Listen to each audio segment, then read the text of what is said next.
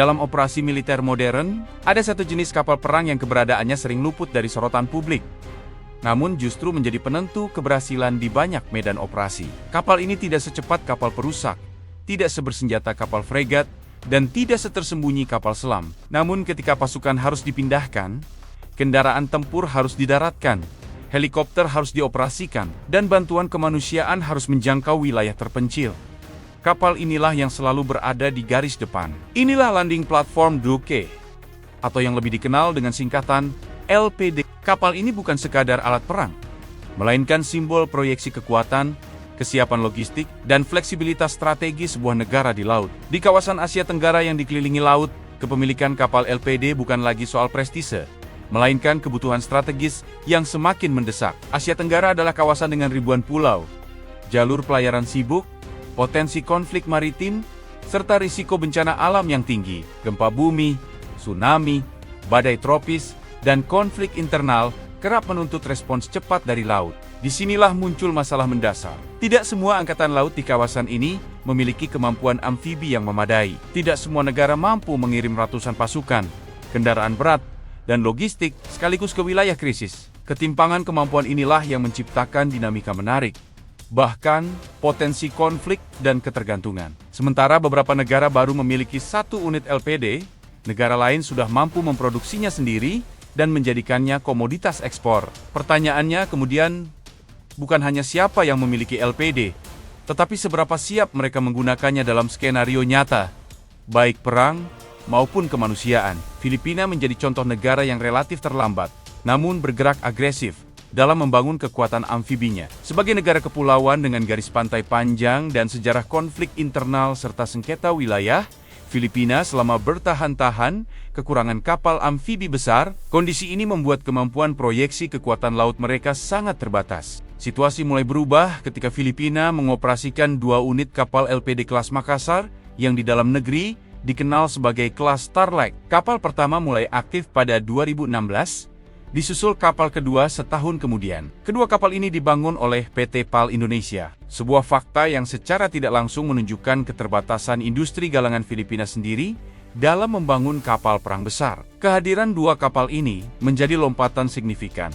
Dengan panjang sekitar 123 meter, kemampuan membawa hingga 500 pasukan, kendaraan tempur, kapal pendarat, serta helikopter, Filipina akhirnya memiliki platform amfibi yang layak. Namun dua unit saja jelas belum cukup untuk menjawab tantangan geografis dan keamanan yang kompleks. Kesadaran inilah yang mendorong pemerintah Filipina kembali menandatangani kontrak pembangunan dua unit LPD tambahan pada 2022, sekali lagi dengan PT PAL Indonesia. Unit-unit baru ini dirancang lebih modern, sedikit lebih besar, dan dilengkapi peningkatan sistem sensor. Jika seluruhnya selesai dan masuk dinas pada 2026 hingga 2027, Filipina akan memiliki 4 unit LPD. Angka ini bukan hanya peningkatan kuantitas, tetapi juga perubahan paradigma. Filipina perlahan bertransformasi dari angkatan laut defensif menjadi kekuatan yang mampu melakukan operasi lintas wilayah dengan lebih percaya diri. Berbeda dengan Filipina, Myanmar berada pada posisi yang jauh lebih konservatif. Hingga kini, Angkatan Laut Myanmar hanya mengoperasikan satu unit kapal LPD, yaitu UNS Mutama. Kapal ini dibangun oleh Korea Selatan dan resmi masuk dinas pada akhir ke-2019. Desainnya kembali mengacu pada kelas Makassar, sebuah indikasi betapa sukses dan fleksibelnya desain tersebut di pasar global. Dengan panjang sekitar 125 meter, kapal ini mampu membawa lebih dari 500 pasukan dan puluhan kendaraan tempur, lengkap dengan fasilitas helikopter dan well deck. Bagi Myanmar, kepemilikan satu unit LPD saja sudah merupakan langkah besar, terutama mengingat keterbatasan anggaran dan tekanan politik internal. Namun, disinilah konflik strategis mulai terlihat. Satu unit LPD tidak memberikan fleksibilitas operasional yang tinggi.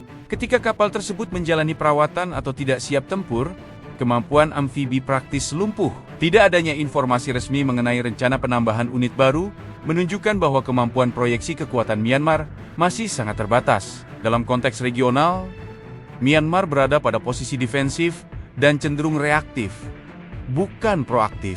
Kapal LPD mereka lebih berfungsi sebagai simbol modernisasi daripada alat strategis jangka panjang. Singapura menghadirkan kontras yang tajam. Negara dengan wilayah kecil dan sumber daya manusia terbatas ini justru menjadi salah satu kekuatan maritim paling modern di Asia Tenggara. Republic of Singapore Navy mengoperasikan 4 unit kapal LPD kelas Endurance, semuanya dibangun oleh galangan kapal dalam negeri. Fakta ini mencerminkan filosofi pertahanan Singapura yang menekankan kemandirian teknologi, efisiensi, dan kesiapan tinggi. Kapal-kapal ini mulai aktif sejak awal 2000-an dan hingga kini tetap relevan berkat modernisasi berkelanjutan. Dengan panjang sekitar 141 meter, kapal LPD Singapura mampu membawa sekitar 500 pasukan, kendaraan tempur, helikopter, serta kapal pendarat. Namun kekuatan utama mereka bukan hanya pada spesifikasi teknis, melainkan pada konsep operasi. Kapal-kapal ini dirancang untuk multiperan, mulai dari operasi amfibi,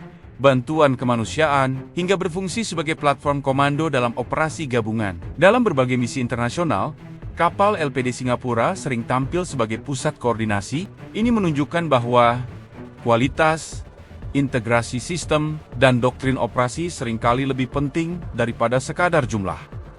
Thailand berada di posisi yang unik dan menarik. Angkatan Laut Thailand mengoperasikan 2 unit kapal LPD dengan karakteristik yang sangat berbeda. Kapal pertama Agate Miesi Enggitong dibangun oleh Singapura dan mulai aktif pada ke-2012.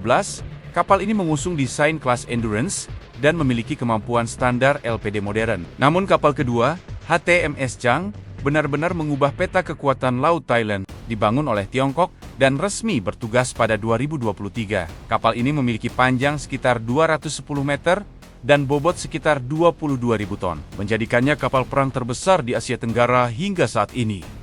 Kemampuan HTMS Chang sangat signifikan. Kapal ini mampu membawa hingga 800 pasukan, puluhan kendaraan tempur, 4 helikopter, serta beberapa kapal pendarat. Kehadirannya bukan hanya meningkatkan kemampuan amfibi Thailand, tetapi juga mengirim pesan strategis ke kawasan. Thailand menunjukkan bahwa mereka bersedia berinvestasi besar untuk mendapatkan platform proyeksi kekuatan yang serius. Namun di balik itu, muncul pertanyaan tentang konsistensi. Dengan hanya 2 unit LPD, 1 berukuran sedang dan 1 sangat besar, tantangan interoperabilitas, biaya operasional, dan pemeliharaan jangka panjang tidak bisa diabaikan. Indonesia berada di posisi paling kompleks sekaligus paling dominan. Sebagai negara kepulauan terbesar di dunia, Indonesia memiliki kebutuhan amfibi yang jauh melampaui negara-negara lain di Asia Tenggara. Dengan ribuan pulau dan wilayah laut yang luas, kemampuan memindahkan pasukan dan logistik dari laut ke darat bukanlah opsi, melainkan keharusan. TNI Angkatan Laut saat ini mengoperasikan 5 unit kapal LPD kelas Makassar. 2 unit pertama dibangun di Korea Selatan, sementara 3 unit berikutnya dibangun di dalam negeri oleh PT PAL Indonesia. Ini menjadikan Indonesia bukan hanya pengguna, tetapi juga produsen kapal LPD. Kapal-kapal ini memiliki konfigurasi yang fleksibel, dengan kemampuan membawa sekitar 500 hingga lebih dari 700 personel, kendaraan tempur, helikopter, dan kapal pendarat. LPD Indonesia sering digunakan tidak hanya untuk latihan dan operasi militer, tetapi juga misi kemanusiaan. Salah satu kapal bahkan pernah difungsikan sebagai rumah sakit terapung sementara. Inilah poin penting yang sering terlewat. Kapal LPD Indonesia bukan hanya alat proyeksi kekuatan, tetapi juga instrumen diplomasi dan respons bencana. Namun dominasi Indonesia dalam jumlah LPD tidak berarti tanpa tantangan. 5 unit untuk wilayah seluas Indonesia sebenarnya masih tergolong minimal. Dalam skenario krisis besar yang terjadi secara simultan di beberapa wilayah, kapasitas ini bisa cepat terlampaui. Di sisi lain, kemampuan industri dalam negeri untuk membangun dan mengekspor LPD, seperti kontrak dengan Uni Emirat Arab, menunjukkan potensi besar yang belum sepenuhnya dimanfaatkan untuk kebutuhan domestik. Jika ditarik ke tingkat regional, kepemilikan kapal LPD di Asia Tenggara mencerminkan lebih dari sekadar kekuatan militer. Ia mencerminkan cara setiap negara memandang laut, ancaman, dan peran mereka di kawasan. Negara dengan LPD terbatas cenderung fokus pada pertahanan wilayah sendiri, sementara negara dengan armada LPD yang lebih besar menunjukkan ambisi untuk berperan lebih aktif, baik dalam operasi militer gabungan maupun misi kemanusiaan internasional. Ketimpangan ini berpotensi menciptakan ketergantungan, di mana negara dengan kemampuan amfibi rendah harus mengandalkan negara lain saat krisis besar terjadi. Kedepan, tren ini tampaknya akan terus berlanjut. Kebutuhan akan kapal LPD tidak akan berkurang, justru meningkat. Perubahan iklim meningkatkan frekuensi bencana alam, sementara dinamika geopolitik kawasan mendorong negara-negara Asia Tenggara untuk memperkuat kemampuan militer mereka tanpa harus terlihat agresif. Kapal LPD menjadi solusi ideal karena sifatnya yang dual use, mampu berfungsi dalam konteks militer dan kemanusiaan sekaligus. Indonesia, dengan 5 unit LPD, berada di persimpangan penting. Di satu sisi, jumlah tersebut menjadikan Indonesia pemimpin regional. Di sisi lain, luas wilayah dan kompleksitas tantangan keamanan menuntut kapasitas yang lebih besar. Pertanyaannya, bukan lagi apakah Indonesia mampu membangun LPD tambahan, melainkan apakah ada visi jangka panjang untuk menjadikan armada amfibi sebagai tulang punggung strategi maritim nasional. Jika tidak, keunggulan kuantitatif saat ini bisa berubah menjadi ilusi keamanan. Pada akhirnya, kapal LPD adalah cerminan dari kesiapan sebuah negara menghadapi masa depan yang penuh ketidakpastian. Di Asia Tenggara, siapa yang mampu mengerahkan bantuan tercepat, memindahkan pasukan paling efektif, dan mempertahankan kehadiran laut paling konsisten, dialah yang akan memiliki pengaruh terbesar. 5 unit LPD Indonesia hari ini mungkin cukup untuk menjawab tantangan saat ini, tetapi belum tentu cukup untuk tantangan esok hari. Masa depan kawasan akan ditentukan bukan hanya oleh siapa yang memiliki kapal terbanyak, tetapi siapa yang paling siap menggunakannya ketika krisis benar-benar datang.